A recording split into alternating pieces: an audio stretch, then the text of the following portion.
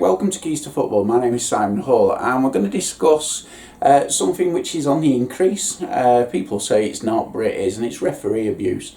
Now, to make it even worse is I've got some good stuff on here actually. I've got a positive to finish on, but a lot of it's quite negative, and I can't understand why it's actually happening. Is the fact that grown people, so mums, dads, grandparents, just general whoever goes to these games, think it's okay to abuse a referee. No matter their level, they think it's great. There's even a thing that says, oh, I've paid me money, so therefore I can abuse somebody. No, it doesn't work that way. You may have paid your money to get in the ground to watch a football match, but it doesn't give you a right to abuse absolutely anyone. Okay? So it's like saying I've paid to bully someone. No, I don't think so. It doesn't work that way. Alright, and if you think it does, then I'm sorry, you shouldn't be going to football matches. You don't deserve to be allowed into football matches if you're going just to shout abuse, okay? And there's a difference between banter and abuse. There's a massive difference between banter and abuse. Now, what my thing is, I want to just concentrate on the under 18s, because now we're on about child abuse. Okay, we're bullying children, okay, and you are out there, maybe someone is watching this who actually knows full well that they've shouted at a minor, because the thing is don't cross the line. A great advocate of saying just don't do it. Okay, we've got yellow armband referees. They've clearly identified the fact that the people have had to identify that referees are under 18 to just try and stop the abuse. Okay, we've even gone for coloured shirts in some FAs around the country of the UK to say, you know, this kid's under 18. We're trying to let you know that, you know, if you shout abuse at these, you are doing child abuse, you are bullying, okay? And if you think I'm overreacting in regards to child abuse, I'm not.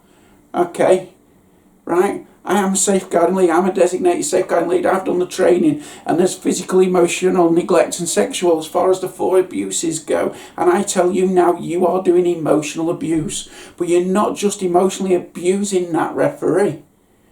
What about the witnesses on the pitch? The young kids who they are refereeing, what about them? Straightforward. They are seeing it. Now, domestic violence, you all see the various different things regards to domestic violence, and you see it in the house, and the fact that the kids have seen this, and people say, oh, what about the kids? They're witnessing this.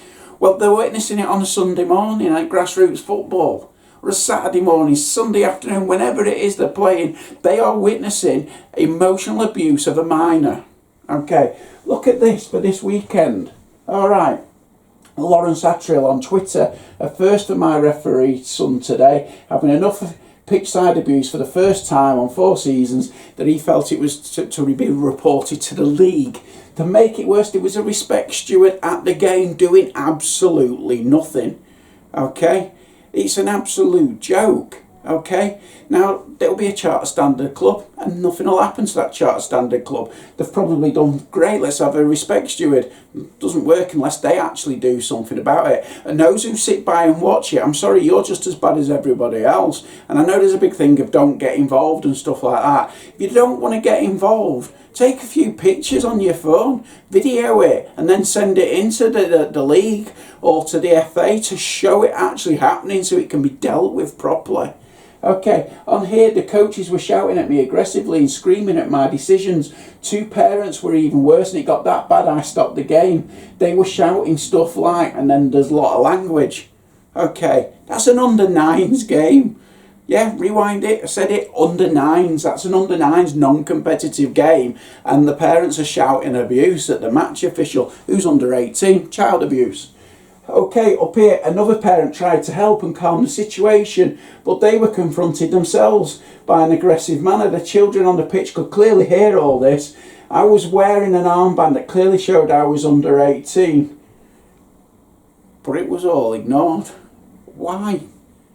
Why? Do we go a different route? Okay, straightforward. Do we go a different route and go straight to the police? As young referees, do we encourage them to go to the police and report that they've been abused? So it's child abuse, it's emotional abuse. So our overstretched police, let's go to them, because some parents can't contain themselves, or spectators. I won't link all parents into that. Okay, you just can't carry on. Now, the thing is there's a bit of a debate between the top of what you see and the bottom. Now, this is the Everton game on Saturday, okay, And in here, the referee has waved away a penalty decision, and then there's been a foul. And now we've got the surrounding and another one on his way in here of the referee. Well, that's perfectly acceptable on TV, surely. So why can't we do it at Grassroots? Now, there is an argument to say that there is a line and there's an entertainment factor and everything else that there is here, but we shouldn't be surrounding the referee, because we've got VAR at that level, that where the money is, you know, money's obviously not at Grassroots, that we could have cameras around the place, you know, all very, very strictly monitored, but we could have cameras that are picking up people that are doing this. But either way on there, I'd have loved to have seen 2 yellow cards there straight away just for surrounding the referee. It'd have sent a really, really powerful message.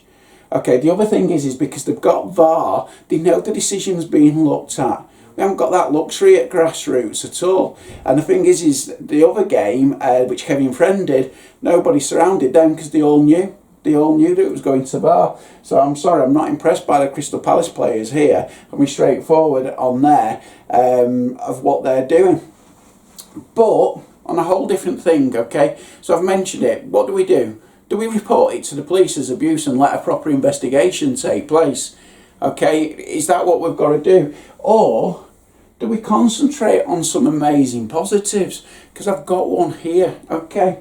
Right, great game of football, could have gone either way. Good passing team. Huddersfield played a game the right way in the right spirit. Good luck to them in the final. Shout out for the referee, Arthur Difford. Been outstanding the last 2 weeks. Deserves a final. That's come from the losing team.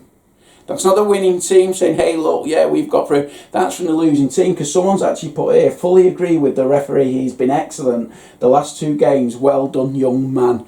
Now, that's what we want, okay?